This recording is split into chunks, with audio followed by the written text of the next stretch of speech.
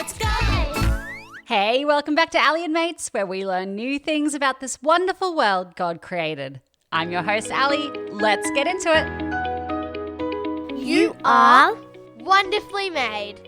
Did you know that humans are the only species known to blush? Like when your face goes red?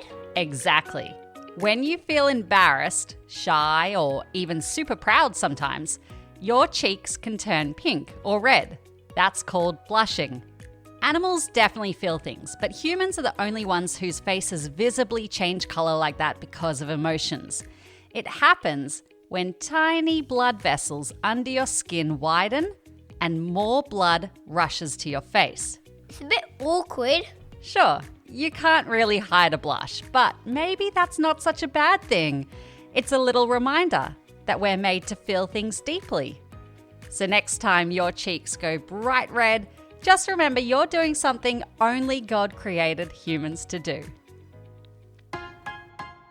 Sayings explained. Welcome to Sayings Explained, where we take funny sounding things grown-ups say and figure out what they really mean.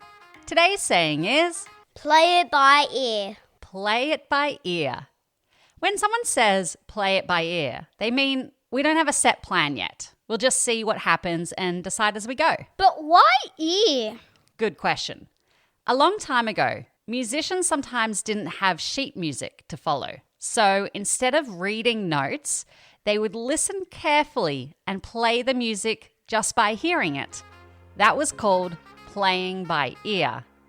Over time, people started using that idea for everyday life. If you're not following a plan, you're kind of listening to what's happening and deciding what to do next. So imagine this. It's the weekend and you ask, what are we doing today?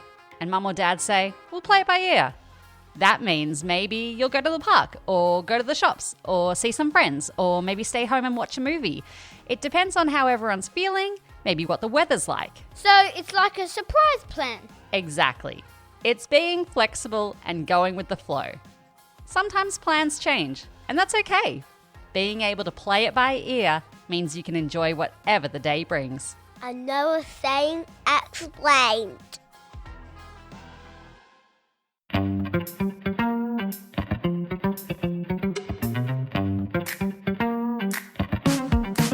Time for This or That, where I ask you 3 rapid-fire questions and you need to answer straight away. There's no time for thinking and there's no right or wrong. Ready? Let's go.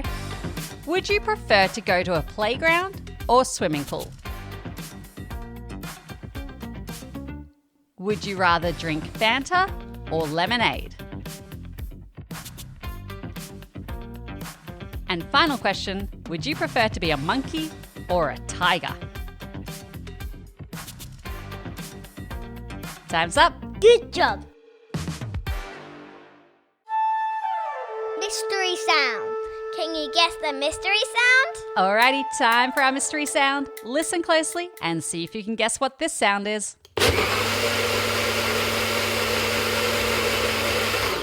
Ooh, noisy. Have you got it? Time's up. If you guessed a blender making a milkshake or smoothie, you're spot on. Well done. Stories from the Bible. Today's story comes from Luke chapter 15, and it's called The Prodigal Son. Imagine this. There was a man who had 2 sons. One day, the younger son said something pretty shocking. He said, "Dad, can I have my share of the money now?" That was like saying, I don't want to live with you anymore. I don't want to wait till you die. I want to go and do life my own way. Give me my inheritance now. And the father gave him his money. So the son packed his bags, left home, and went far away. And at first, it probably felt amazing. He spent his money on fun things, parties, whatever he wanted. I would buy Lego, a mansion for all my cousins. I will buy a dog. It might sound fun at first, but here's the thing. The money ran out. And when it did, everything changed. There was no food, no friends, no house, no fun. The son ended up getting a job feeding pigs. and he was so hungry he even wished he could eat the pig's food. I know. That's when he stopped and thought, what am I doing? Even my dad's workers have food to eat. I need to go home. But he felt ashamed. He thought, I've messed up too much. I'll just ask to be a worker. I don't deserve to be his son anymore. So he started the long walk home. But here's the amazing part. While he was still a long way off from the house, his dad saw him. And instead of being angry, instead of turning away or saying, serves you right, the father ran and hugged his son. He welcomed him home. Even after everything he did? The son started to say sorry, but the dad didn't even let him finish. He called for a big celebration. He said, my son was lost, and now he's found. That's what God is like. Even when we mess up, even when we go our own way, He doesn't stop loving us. He's always ready to welcome us back. Have you ever done something wrong and felt a bit embarrassed or nervous to say sorry? It can feel easier to hide. But God is like the Father in this story. He's not waiting to tell you off and push you away. He's waiting with open arms. You can always come home to Him. Kids Corner!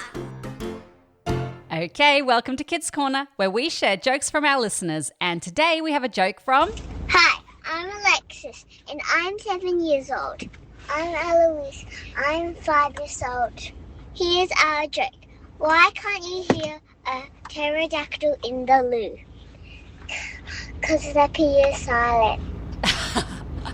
I love it. Thank you so much, Alexis and Eloise. And if you would like your joke on the show, ask an adult to read the show notes. History tidbit. These days, if we want fire, it's super easy. You just grab a match, flick a lighter, or press a button on the stove and whoosh, fire. But rewind a long, long time and making fire was really hard work. Before matches were invented, people had to make fire from scratch. One way was by rubbing two sticks together really fast to create heat. Another way was striking special rocks together to make tiny sparks. It would take a long time. And sometimes it didn't work at all. So if you did get a fire going, you had to keep it alive because starting again wasn't easy. Then, in the 1800s, something amazing was invented. The match. Like the ones we use now? Yeah, but the first matches were a bit tricky and even a little dangerous. But over time they were improved and they became the safer matches we use today. Matches work because when you strike them, it creates heat and a tiny spark which lights the special chemicals that are on the tip of the match, and that's what makes the fire.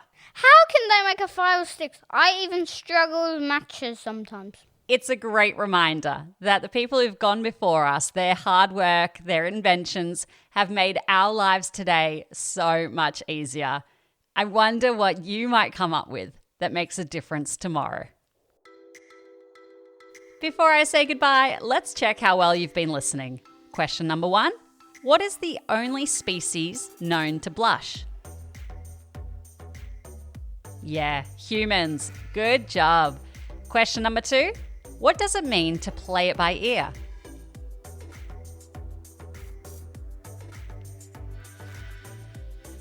It means to go without a plan or decide as you go. Well done. And final question, what job did the prodigal son end up doing when he ran out of money?